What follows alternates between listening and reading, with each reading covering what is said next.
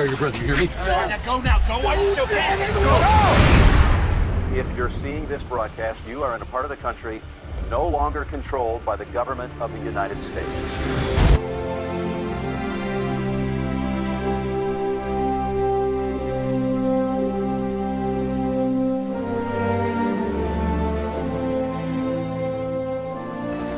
Are you with me?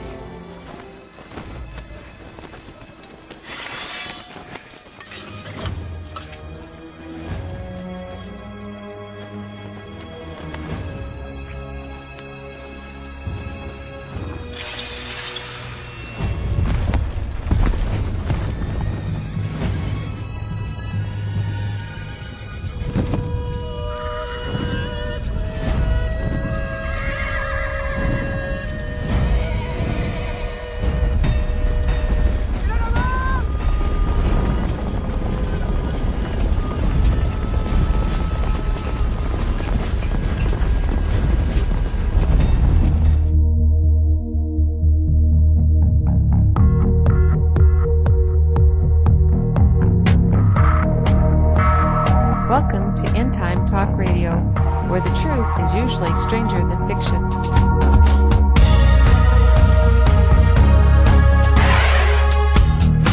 The purpose of these shows are not to scare you, but to prepare you, because what you don't know could hurt you. The word says in Hosea 4:6, "My people are destroyed for the lack of knowledge." Thank you for joining us. My name is Julie, and here is the host of the show, Barry Meyer.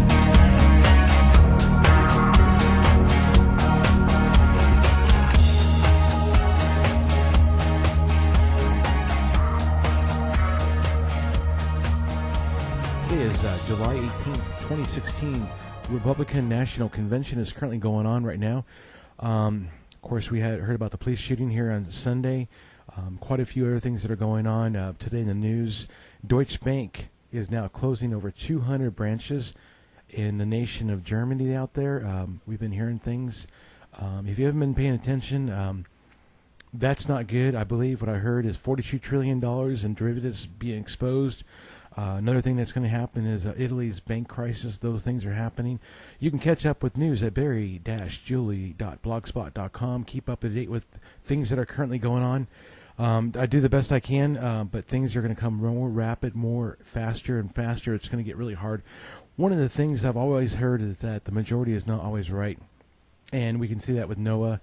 We can even see that with Joseph. People just didn't believe in the dreams and that, and also believe what Noah was doing. You can see multiple times that people spoke about things that were coming to pass, and were not heeded by the majority. The majority then was outside of Noah's boat. They were believers, but it was too late after the door shut. So, on tonight's broadcast, we had already prayed that the veil would be taken off people's ears, eyes, and heart. Things are happening so quickly that I believe that so many people are not being concerned with what's happening. I just mentioned just a few things, but tonight we have Stan Grant from In Defense of a Nation radio show. Now, he's been doing a lot of different things that's been going on, trying to wake up people. You can go to his website, indefenseofanation.com. You want to check out currently what he's talking about. You can also go down to his media button.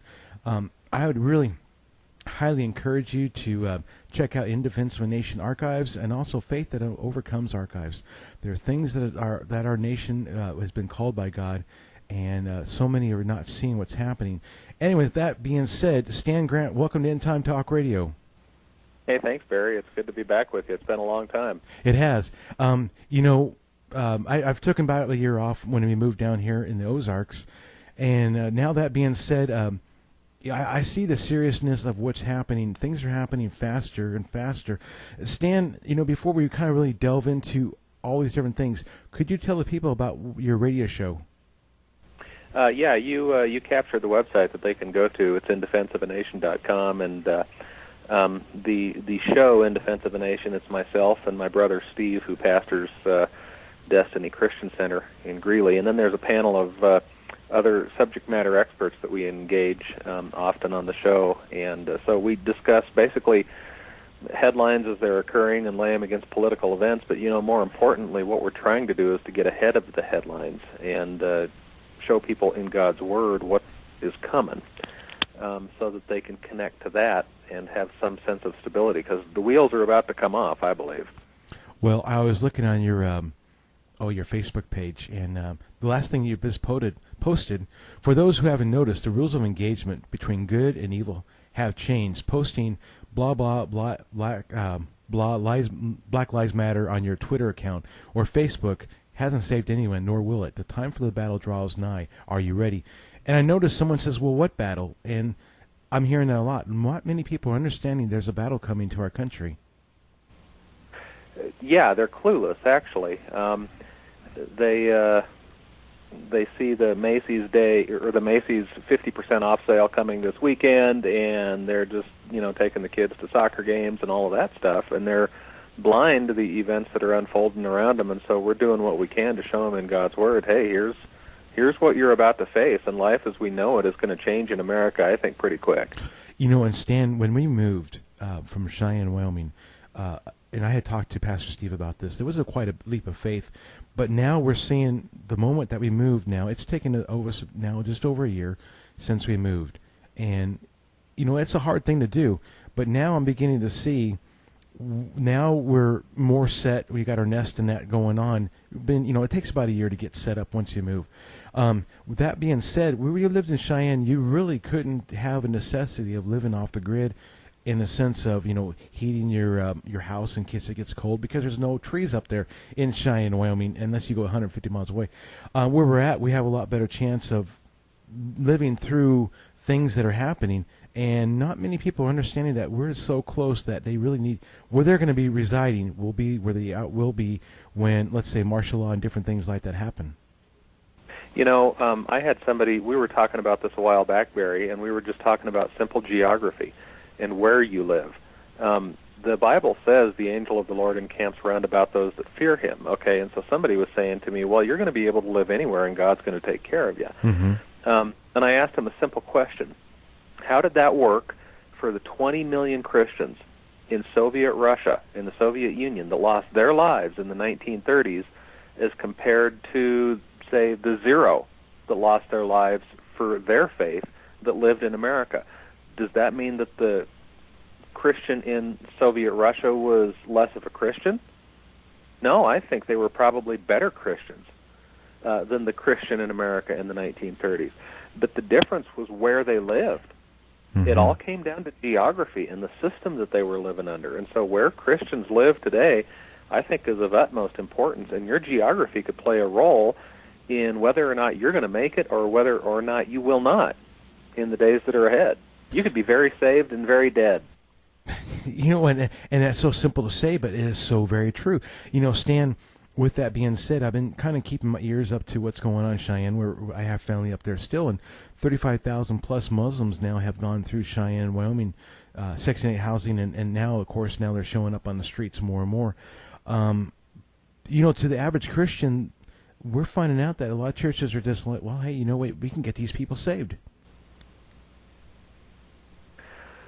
Yeah, I run into that a lot, and that is completely contrary to God's pattern for bringing salvation to the lost. Nowhere does he say, bring them into your house and corrupt it.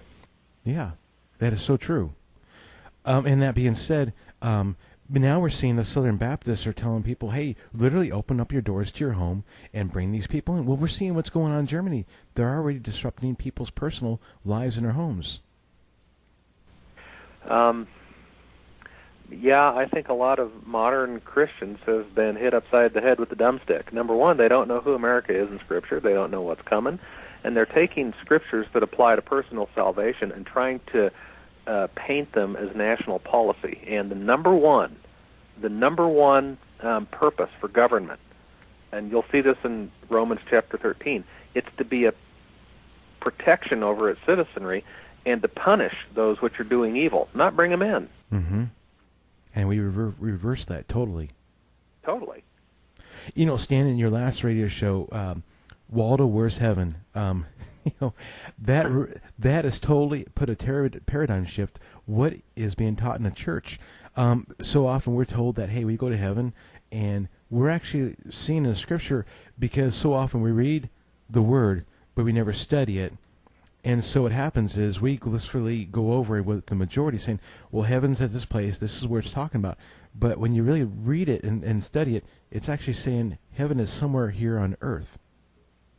Yeah, what you're referring to, of course, is what we've been studying, is Revelation chapter 12. And I believe there's an invisible heaven out there. I think the Bible refers to that as your third heaven. Mm-hmm. Paul refers to somebody, and he says, whether he was in body or not, I don't know, but he was caught up to the third heaven, and he saw and heard things that are unspeakable here on earth. So I think that there are layers of heaven. But a lot of people just see heaven on the printed page in Scripture and assume that it all applies to the third heaven. So what we did, we've been studying Revelation chapter 12, and in that passage you see that there's a woman. She's clothed with the sun, the moon, and the stars. She's standing on the moon, and she's in heaven. Okay, but yet you see then that there's this war that takes place, and the people overcome by the blood of the Lamb and by the word of their testimony, and they love not their lives unto the death. So death is possible in this heaven. People look at Scripture and they say that that is the literal heaven, but what they don't understand is that that is a symbolic reference used to portray something that's happening here on earth. It's a place where the enemy has gained a foothold, where there's a war, where Satan's intimidating, persecuting, trying to take over, and mortality exists there. And so we've gone into Revelation 12 because I think it's one of the most important passages that Americans should understand today, because we're about to see it. You know, when I first read your book years ago, I don't know, 3 or 4 years ago, and I'm laying in my bed in Cheyenne, Wyoming, and first or second chapter, I mean, Stan, I was hooked. I mean, you know how it is when somebody gets healed, they believe the word and it changes them. Something in there clicks, and everything about their life changes. They're no longer infirm. When I read your book, everything in my life changed, and I didn't realize how much it would change. It actually caused us to move because of what we've seen. And, you know, Stan, at first, when I first started listening to yourself and your brother, I was like, who are these guys? But as I listened and let the word, you know, grow in me, it talks about in Matthew, you know, it fell on good ground and someone rocking that. And, you know, at first I was like, where are you guys coming from? But as I listened, that foundation was built, and I started understanding things that the majority was saying opposite of what you're saying. Have you ever noticed, Barry, that when you, because you meet people. Yes. You meet a lot of new people. Have you ever noticed that you can say the same thing to one person and then say the same thing to another person and to another, and they all respond differently? They do. You know, some people, it just really hits them, and other people just, you know, they just kind of shrug their shoulders and go on. And I think that's what Jesus is illustrating in the parable of the sower, because he says the sower sows the seed, which is the word of God. Mm-hmm. That some seed falls by the wayside, and some falls into stony ground and thorny ground, and then good ground. And the thing that we've tried to tell people is that there's nothing wrong with the sower, which is Jesus, and there's nothing wrong with the seed, which is the Word of God. But what produce comes out of a person's life depends on how they intake that. Mm-hmm. You know, and it's frustrating at times to see that there is so much ground by the wayside and so much thorny ground and so much stony ground. There's a lot of people that you can sow truth into, and they just shrug it off. But then other people take it in, and bam, fruitfulness occurs. And you find that when people, I see people contact you, and they're like, whoa, I've never seen this before. Of course, the veil comes off, and then they start learning. It takes a little bit to unlearn the things that they've been taught in church. But once they start seeing those things, boy, I tell you what, they just start shooting off, and they go in ways that even their friends are like, you're crazy. Where are you going? What are you doing? But God verifies by opening up doors. He does this. He supplies everything they need. I'm sure people thought Noah was crazy. Yeah. Very true. You know, I'm sure that there are men and women down throughout history. You know, what about Abraham? Abraham, get up and leave your family. Leave your land, leave everything, leave your family. Mm-hmm. I'm sure people thought he was crazy. Very true. You know, I could see Noah, you know, speaking to the people, and he's building this boat. And I guess this is what gets me, Stan, is in Noah's day, the water always came up. No one ever thought the water would ever come down. I mean, that was something so but Noah had a relationship with God, and God was saying, hey, these things are going to happen. The same thing with Joseph and Mary. All these babies wouldn't have died if they would have realized what was happening, but they heeded the word and they left. Noah heeded the word and he was saved.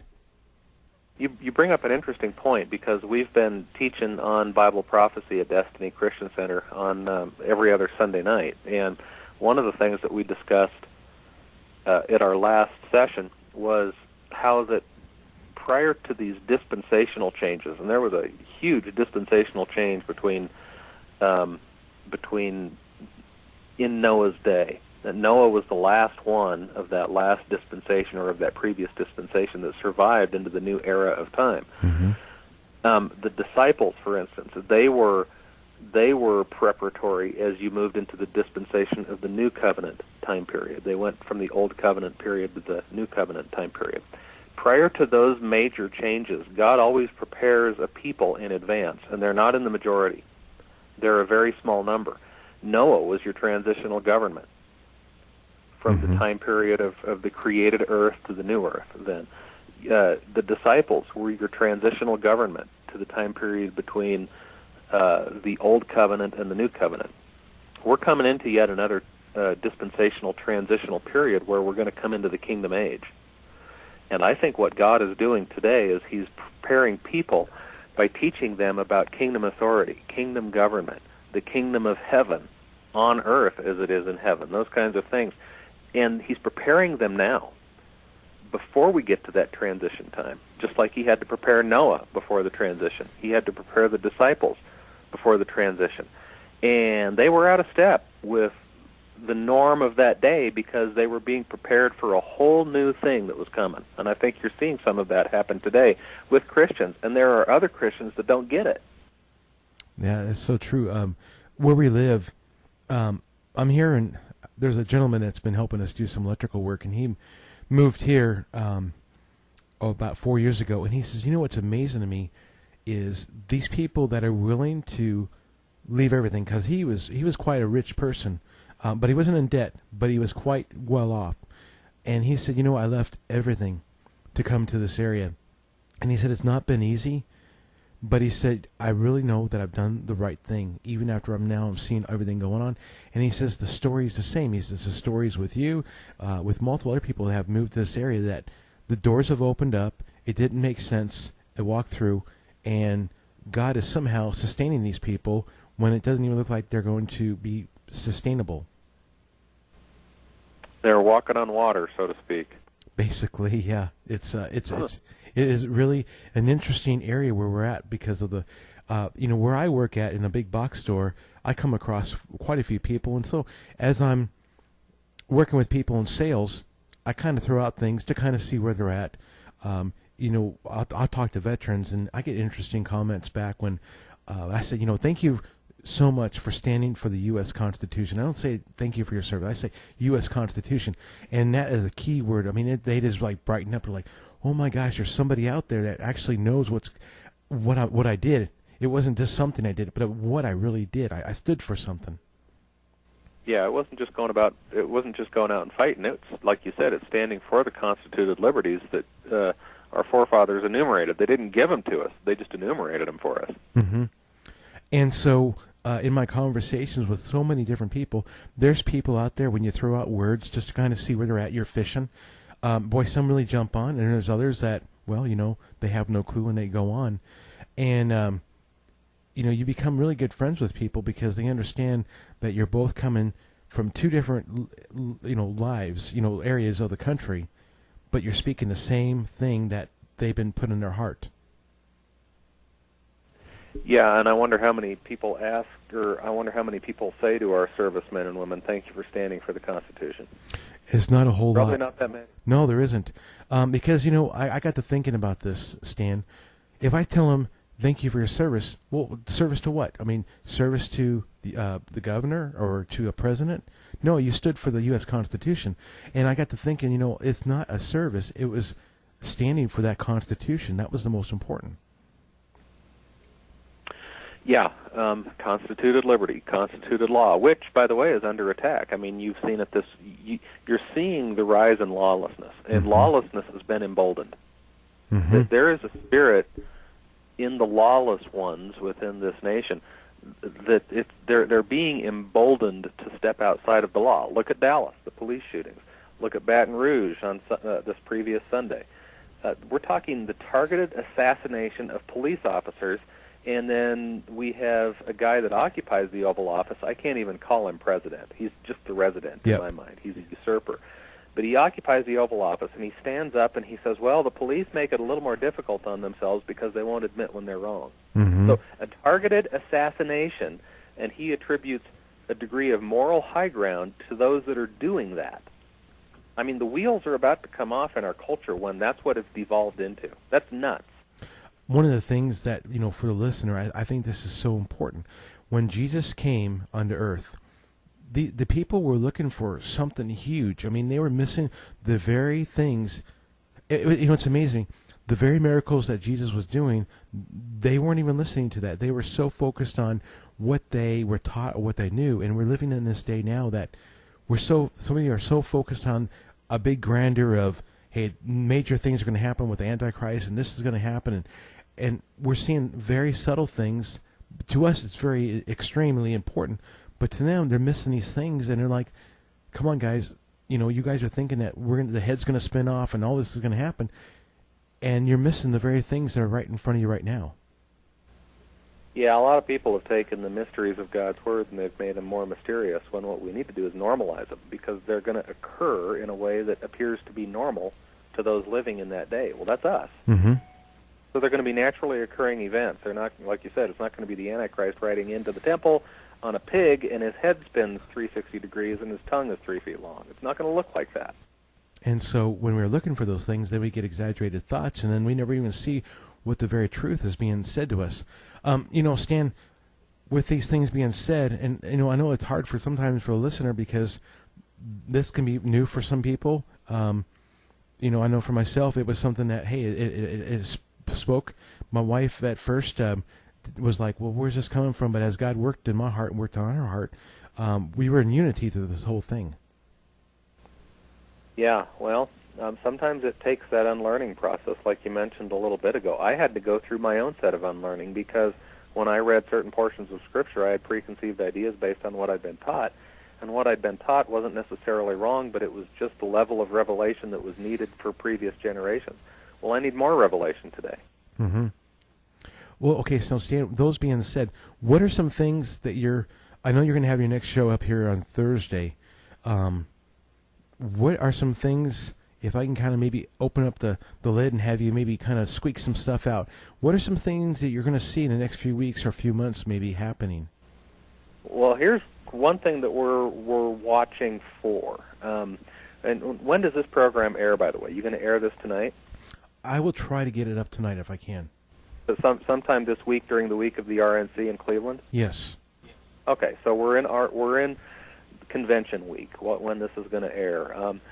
One of the things that we're watching and that we're speculating on, again, we don't have a thus saith the Lord, but we're watching to see what happens with the convention in Cleveland, because I think we're entering into a time of travail. This is Monday as of when we're recording this, but we've got a whole week of convention ahead of us. So we can't foresee what that's going to look like. But one of the things we're looking for as a trigger is rioting or protesting that goes south in a hurry in Cleveland. Again, we don't know. Another thing, then, that we're looking for is a potential for an economic collapse in the fall of this year.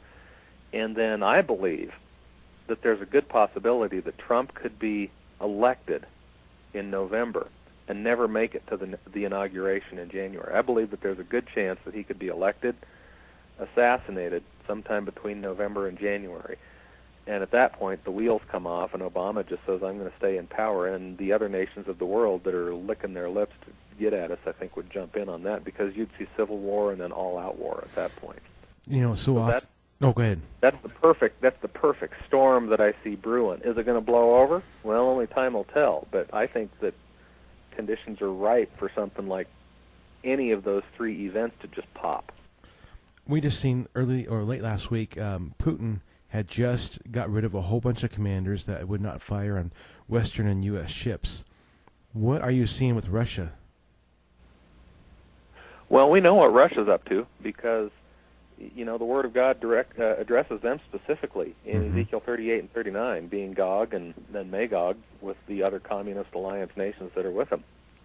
So we know Russia's going to be pivotal in making a move against us at some point in the days that are ahead, and I think it could be under the Obama residency before he leaves office. So the war machine's warming up. We are not coming into a time of peace. I know. I've seen even China's even talking about wrapping things up now too. Yeah, you know, and that's again, this is the shift that Christians need to understand. We've got prophets today that are saying peace, peace when there is no peace, just like they did in Jeremiah's day. And they're saying we need to have unity and group hug and love each other and all those kinds of things. Well, that's fine in a standard time period, but we're not coming into that time period. We're coming into a time of separation, of division, and it's going to get ugly before it gets better. And that's, again, another reason why we go so heavily into the prophetic word, so that people understand that. There is a shift coming, and life as usual is going to end. Yeah, and that's the hardest part when you try to tell family or friends or whoever, and they keep going on like with our jobs and everything else is going to be just fine. And we're seeing you in the economy here just getting worse and worse all the time. With that being said, Stan, is when you guys are doing on your prophecy on Sunday nights, are you guys how are you like? Are you taking a section and then kind of building upon it, or how are you doing that on Sunday nights? Yeah, we started with identifying a timeline, how God has revealed Himself throughout history to mankind, and where we're at today on the timeline. And there's an aspect of that that's speculative because, you know, for instance, referring to the return of Christ, it says no man knows the day nor the hour, so we can't pinpoint that. But I think it's 1 Thessalonians 5:1 says that we should know the times and the seasons. So we started with a broad perspective of where we're at in human history on the timeline. Then we're going to take it and expand into who America is in Scripture and really drill down on what people can expect as we move into what Scripture refers to as the last days. Do you know if that's being recorded for people to maybe listen to in the future? Yeah, I believe it is. Oh, okay. I do believe it is being recorded, and you could probably contact the church, Destiny Christian Center. You could just go to my website, indefenseofanation.com, and we've got a contacts drop down on there, and they can go to the contacts and then email Steve. He's the pastor of the church, so then he'd get those and could tell people when that's going to be made available. But you know, Peter refers to prophecy as a light that shines in a dark place. Mm-hmm. You've got a lot of caves there in the Ozarks where you live. Yes. If you went into a cave, what's the one thing that you would want? A light. You'd want a flashlight, yeah. So when Peter says the prophetic word is like a light that shines in a dark place, what he's telling us is, hey, guys, that's your flashlight. It doesn't get you saved, but it'll help you navigate. Yeah, I mean, I've been in there where they turn the lights off, and most people probably that listen haven't seen that too. I mean, you have no bearing, you have know where you're at. You just feel like you're in the middle of. I don't know how a person would get out of a cave without a light. Yeah. And so right now with the chaos, I know people at my job, they're getting a little uneasy, you know, especially with all these cop killings, like what is going on? And of course they try to push it off. And I like to mention a few things just to kind of see where people are at. And boy, I tell you what, people are very scared right now. What has been the response? Because I know the area you're in. I won't say it over the air, but you know, certainly not big city. But what has been the response? Do people have the "not in my backyard" mindset, like it'll never happen here, or what are they saying about it? I would say that out of about 100 people, there's 2 others that I know that I can freely open and talk with, and they understand what's going on. And most others, they look at you like, why should I worry about it? It's not here. I mean, it's not bugging me. And I'm like going, well, and I like to kind of find out where people are at, because it's like, okay, when things kind of get really bad, I like to kind of know who I can depend on and who I can't. Yeah, you want to know what do they say, keep your friends close and your enemies closer? Very true. Yeah, you want to know who's who. Yeah. And there's a lot of people out here that they go to church, but they have no clue. I mean, you see them every day. They come in, or every Sunday they come in and they're buying stuff and they're acting like nobody else, everybody else, and they have no clue what's going on. You can see it in their faces, like everything's just fine. When is the last time you went to a church and they taught on prophecy from the perspective that you will be here to experience this? Because I know a lot of them teach on it from the perspective that you don't have to worry about this because you won't be around because you're going to be raptured. Yeah, and that's what the very thing. Now, I have not walked into a church here only because usually I work on Sundays, but the people that I've known that have gone to churches, they said they're dead. And there's just nothing there. It's the same thing you'd see in other places. And so you get a good message on how to get saved. Basically. And it's true. It's 100% truth. But it's still, the people are still blind to what they need for today. They don't have the flashlight in the cave, the prophetic word. And so, like you said, it's not in their backyard, so why should they have to worry about what's currently happening in our country? They're just not too worried about it.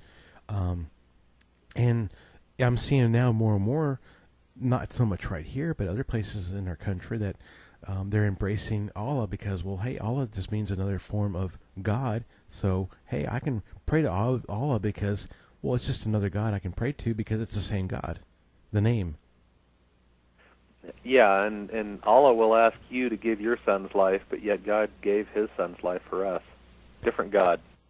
Isn't that interesting? And the church has gone so far that they don't understand the difference anymore. Well, I was reading an article earlier today, and it even mentioned that the majority now of Christians sitting in church, 65% of Christians sitting in church, believe that cohabitation before marriage is the best thing to do because, after all, you want to see if you're sexually compatible. Interesting. Often at work, I'll get people, they come into church, out of church, and they'll come into the job site, and they'll say, well, do you go to church? And I want so bad to say, I just tell, I'll tell them no. I'll tell them like, I do go something, and I want so bad to say, why do I have to go to church? But I can't do that at my job. I want to kind of, take it a little bit further. Well, why are you asking me to go to church? Because, if you tell them, well, why should I go to church? They will have no good, reasonable answer. They're like, well, you want to go there because you can fellowship with people. I understand that. But what's beyond that? They have no other answers to really kind of give. You just know that. That's what they're going to basically say. Well, church has become something we do or something we go to, and Christ never set it up as such. Mm-hmm. Church is something that we are. Yeah, and so, anyways, Stan, what are some other things that you're kind of working on, that you're seeing, that are kind of like arousing your eyebrows, going, oh, this is kind of interesting? Well, right now it's the whole. Our biggest red flag right now is watching what happens with Trump. Because I believe he is a trigger, and I believe he's a flashpoint. At some point, if what I see in Revelation 12 is correct, at some point, the woman who is, I believe, the house of Israel, and that's the United States, she's going to give birth to a man-child that comes forward with a message of dominance, and he's going to basically approach the other nations of the world with one message, and that is that we're going to rule over you. I'm going to make America great again. And it's the rise of nationalism. It's not the rise of globalism that's in this man-child. It's the rise of nationalism. Now, a lot of people read Revelation 12 and they say, oh, well, that's a picture of Mary when she gave birth to Jesus. That's a historical look back. That's not true. Mm-hmm. Revelation 12 is a future event because John was shown things that must be hereafter, as it says in Revelation 4:1. So Revelation 12 is a future event. So the nation of Israel, the house of Israel, I believe is going to give birth to a leader. And that birth could be an election cycle, it could be a coup, it could be an impeachment, it could be whatever. But because we're coming into an election cycle, we're coming into a season of birth. Because of the rhetoric that Trump exhibits, he's coming forward with one message: I'm going to build the wall, I'm going to protect America, it's going to be America first, and I'm going to make America great again. The globalists hate him. Mm-hmm. The globalists from both parties hate him. Paul Ryan, Speaker of the House, is working harder to stop Trump than he's ever done to stop Hillary, or than he's ever done to stop Obama, Mm-hmm. because he's still a globalist at heart. So you're seeing this rise of nationalism in Trump's rhetoric, and the people love it. Oh, yeah. Frankly, I love it. I love it. I do, too. He's got some policies that I support 100%, and that could be a trigger. You know, people hear about the House of Israel, and they're like, what are you talking about? But so often, our forefathers did talk about these things in their writings. They did. They referred to us as New Israel. Mm-hmm. You know, they're in the earlier days of America, our forefathers understood that we were descendants from the tribes of Israel. I mean, even the Scottish Declaration of Independence, they refer to themselves as the outgoings of the House of Israel. Mm-hmm. You know, penned in 1218 A.D., I think. But we've lost that. We've lost the understanding of that. We've lost the knowledge of our heritage. You know, where did the Saxon come from? Isaac's sons, or apostrophe Sax sons, were descendants of the tribes of Israel, so we are the House of Israel. You know, if people understood that Ezekiel 38 was dealing with America, Gog and Magog attacking America, they'd read it differently. They would. And, you know, there's times, you know, on job applications and that they ask you, you know, are you white Caucasian? Well, you look at the Caucasian mountains over there in Europe, you start kind of, things become very obvious to you. Yeah, because the Caucasus are just north of where Syria is, and as the House of Israel was taken captive out of the land, the northern 10 tribes, they were taken captive into Assyria. They went northward, and from there they continued to migrate northward after the Assyrians let them go. They continued to migrate northward through the Caucasus, hence they took on the name of Caucasian and into Europe. So, you know, we started out in Israel as the 10 tribes of Israel, but as we moved into Europe and as we moved into the British Isles and such, we had a new nickname, that of Caucasian and that of Saxon. Well, here we are in America today, and we're the nation of unwalled villages. We're the land that's dwelling in peace and safety.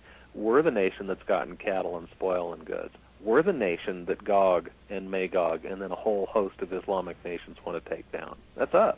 Yeah. You know, and even when I read in 1 Kings, I think it's like chapter 11 or 12, it talks about the splitting of the houses right there. There's no longer Israel, but it's the house of Judah and the house of Israel. Yeah, there was a time that Israel was even at war with the Jews, and a lot of people say, well, how can that be? Because aren't they synonymous terms? And the answer is no. Because the Jews were just the other two-tribed portion of the kingdom, the house of Judah. Jew is just a nickname of Judah. So the Jew is different than the Saxon. They're related, and they're of the same united kingdom of Israel. But the house of Israel is not a Jewish entity. And a lot of people don't know that. Again, they see Israel on the printed page in the Bible, they see Israel on a map, and they say they must be the same thing, and they're not. And, you know, I was talking to your brother, over in the area, in those 3 counties around Weld County and that, they're going to eventually have, or they are pretty close to having, almost 1 million head of cattle. That's more than most countries out there in the world. I think Weld County, they said, has as many cattle as the entire nation of Russia. So who comes for a spoil, you know? Ezekiel 38 and 39, when a person reads that, it says the prophet is speaking specifically to the house of Israel. Yeah, and they want stuff. They want cattle and spoil and goods. So here would be then the other trigger that I would be looking for, and that's an economic collapse. And you alluded to the potential for that because of what we're seeing with Deutsche Bank. Mm-hmm. What did you say? How many branches? 200 branches? 200 branches, 1/4 of their banks are going down. Okay. Yeah. Okay, so look at then what's happening with that situation. Let's just war game or throw some scenarios out, and we could go into Scripture if we had time, but we don't have time for it today. Let's just say, or let's just imagine what would happen if your peg currency collapsed. The peg currency is, of course, the dollar. Mm-hmm. Now, everybody talks about what's happened in Zimbabwe when their currency collapsed and they had hyperinflation, and the Weimar Republic prior to World War II and those kinds of things. Well, those things were bad, but none of those occurred to the global peg currency. Just imagine what happens if the dollar collapses, if the U.S. economy suffers complete collapse. You have no economy for anybody in the world at that point. Yeah. Nobody. I mean, America catches a cold, but the world gets a flu Mm-hmm. at that point. So you have no economic peg anymore, okay? And then you've got nations that are in bed with us because of the monetary whoredoms that we're committing with them. But when that's all gone, you're looking at Russia, you're looking at China, you're looking at Islam, you're looking at nations that really ideologically hate us. And now they hate us, and there's no more reason to be in bed with us because the economy's gone bunk, and everybody's broke, and you've got an army and you've got nuclear weapons. What are you going to do? You're going to say, let's go take it from them. I think there's your premise right there for Ezekiel 38. We're coming to take cattle and spoil and prey and goods. So I'm looking for Trump to be a flashpoint. I'm looking for him to rise and be assassinated and to see that as a trigger point within our nation. I'm also looking for there to be a dollar or a banking collapse, that at that point the other nations of the world say, well, what have we got to lose? Let's just go take it. Yeah, I mean, it makes total sense. I mean, we're the number one nation in the world that has all this stuff. Let's go take it because they're suffering because now the whole economy has gone downhill. Yeah. And we're all broke, but at least they've got stuff. So let's go take their stuff. And, now in Greeley, with all the Muslims being, positioned there, I'm hearing about, they had, there was something that was mentioned about Russians being here, and the people that have already been came from Russia are going, guys, you need to realize that there's things that are happening that you guys are getting set up so that when things happen that they're going to come in and take everything that you guys have. I had a neighbor when I lived down there, and she immigrated over here 25 years ago from the Czech Republic. And so she saw firsthand what it was like to live under Soviet tyranny, because she grew up in the Czech Republic when they were under the USSR regime. And she told me flat out, she said, you buy food, you buy guns, you buy ammo. She said, I can't believe how stupid the Americans are. I'm seeing happen right here in America what I left the Czech Republic to get away from. Yeah. And, now that he's going to be starting trying to go for the gun grabbing. And I know there will be a lot of Americans that will give up their guns. I know there will be. Not this one. The one bullet at a time, right? Yeah. And where I work at, I tell you what, they are just literally, if you even have a pocket knife, they're just like, oh my gosh, you got a weapon. And I should have took a picture of it today. I walked into the bank and it always said, concealed carry of a gun is not allowed here. But now there's a new sign up. It says, wearing sunglasses or a big coat, you must take off your sunglasses and your coat. And I'm like, well, where did that sign just come from? I'm like going, my gosh, they're having all these things now. They're trying to throw out. The innocent person that's doing nothing is the one that they're going after, when all these other guys are the ones that are coming after them.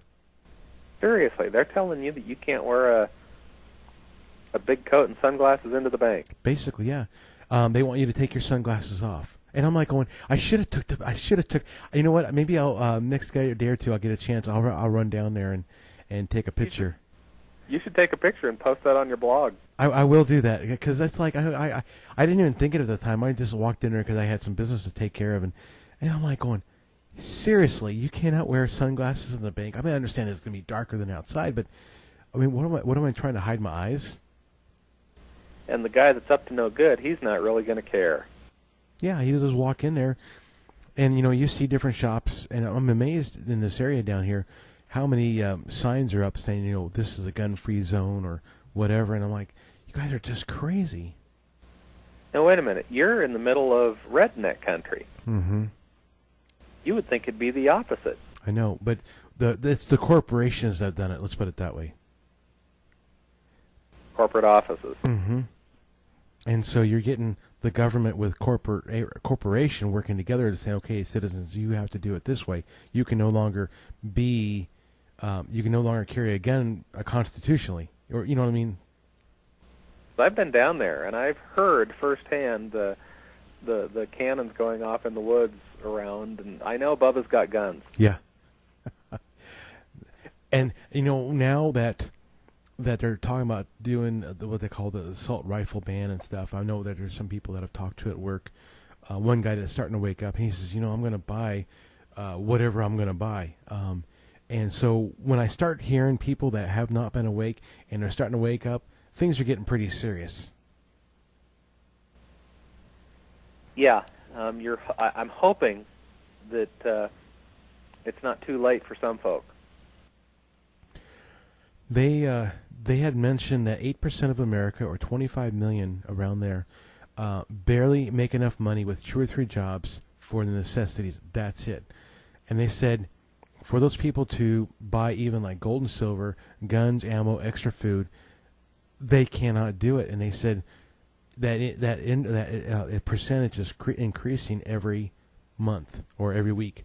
And so pretty soon it's going to be 10% of the population won't be able to afford anything. At what point? Well, here's an example.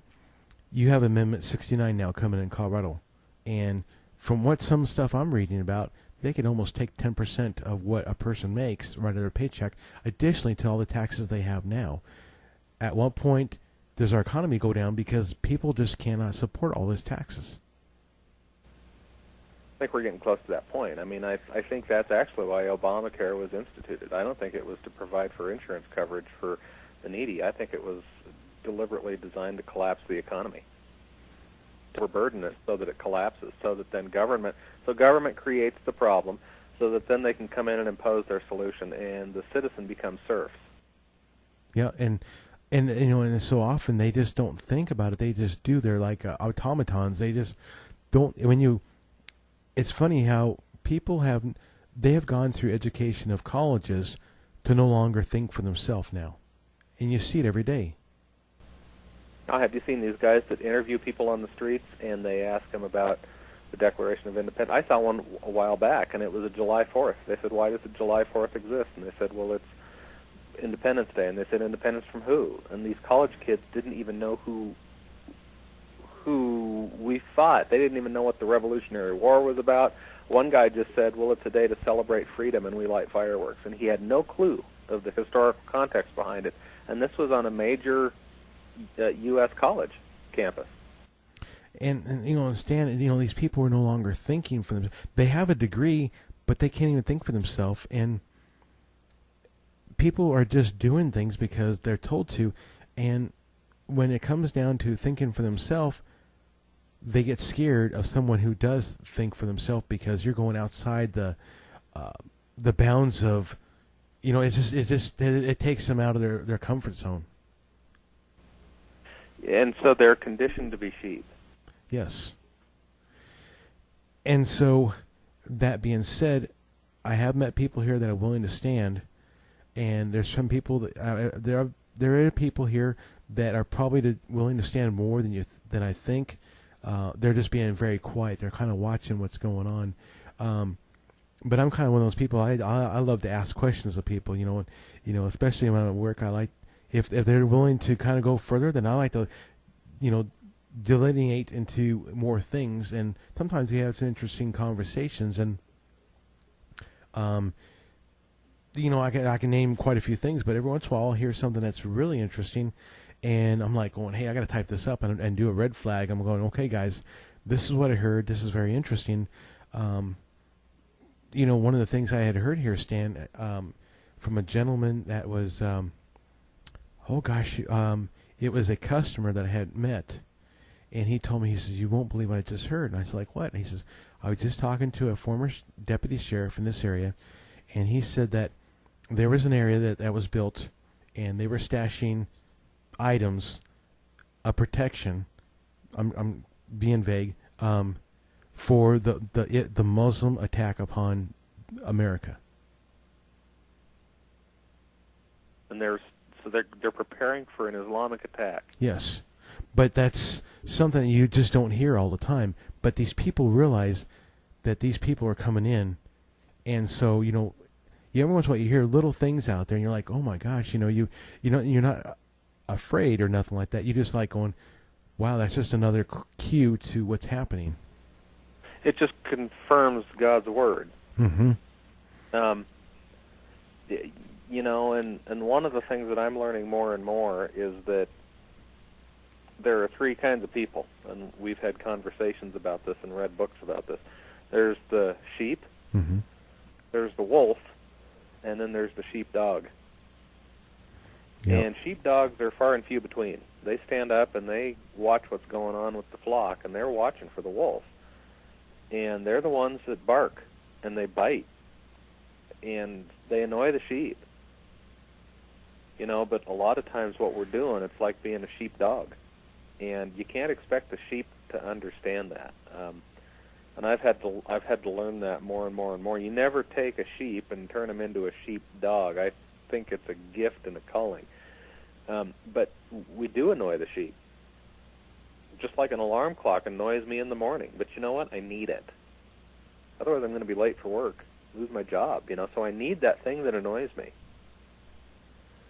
So I think, as you do talk to people on your job and, as you do your broadcast, and we're on the air back here and we're doing the things that we can, I think it's just important that as we see the wolf, we just keep barking. Keep warning. More so than ever. I'm waiting. My mom right now, she went and she's up in Wyoming right now at this time, and so I like to kind of find out from her what she's seeing now that she's been gone from there for about a year now. I like to kind of find out what she's seeing and different things up there. 'Cause I do hear reports on some things up there, and I do keep up on some of the Facebook postings from governmental things that are going on, and one thing I do notice is that so many people up there, they're still doing the political thing. Well, if we do this, and everybody runs here, and then, well, if we do this, and everybody runs there, and I'm like going, do you guys realize that they're not even heeding the rule of law anymore, and you guys are trying to do this? Aren't you guys even getting ready for the war that's ensuing? And they don't understand that. No, the sheep keep grazing. And all you can do is keep barking. Being the sheepdog. And when the wolf comes, who's going to be the first one to go after the wolf? It's going to be the sheep. So it's just part of, I think, the way God has designed us and what He's gifted us to do. But I admit it does get frustrating, and I think it gets frustrating for the sheep too, because they're annoyed by us. It's a realization I had to come to one day. I annoy people. Yeah. And I'm kind of just wondering, in your area down there where you're at, in that Greeley area, how are you seeing things down there now? It's been a year since we've been gone. We're seeing different things happen. Are you seeing visible signs of more Muslims coming in and different things like that? I think actually fewer, because there's been some heat applied in Weld County, and with some of the ag businesses and food processing plants and stuff like that, there was some heat brought against some of them. And so some of those people have actually gone to Cheyenne. Which is not a good deal, because now Cheyenne is like, well, hey, we'll just give you guys free Section 8 housing up here. Sure, yeah. So I think that there is a movement underway more in northern Colorado to stand against their ideology, because they're not coming in as immigrants. They're coming in as settlers. The conformity that they have in mind is not that they're going to conform to the ways of us. They're going to conform us, even on pain of death, once they get to that point. Numbers. It'll be convert or die. So they're coming in as settlers to try to change our way of life, and I think there's some pushback going on in northern Colorado, in large part, again, because of Destiny Christian Center. And I tell you, I love that church. I mean, I wish we were there, because there's really no churches that are like that. No, I have a family member up there in Cheyenne, and they have a boss that's Muslim, and their husband is the head of the mosque up there in Cheyenne. And this was a year ago, so I don't know if his had bosses changes, but yeah, they love that. They love those people. I mean, they're like going, hey, there's nothing they could do. They're great people, and you can't get through to telling them that, hey, there's some things happening. And you're referring to the refugees that they're bringing in and such? Yes. Yeah, well, Jesus said, go ye into all the world and make disciples of all nations. He didn't say bring all the nations in and corrupt yourself. And, the one thing that we're to love above people is God. And there's a hierarchy to love that a lot of Christians have forgotten about, and they have put their love for humanity first. And we're to love God in His ways, and one of the ways of God is the way of purity. As a nation, if we're going to be a nation under God, we've got to dedicate ourselves to being pure in the expression of that. We can't bring people in that want to corrupt it. And we've fallen for the lie of trying to be unity as one world. We all got to come together, and God doesn't want that. He wants nationalities.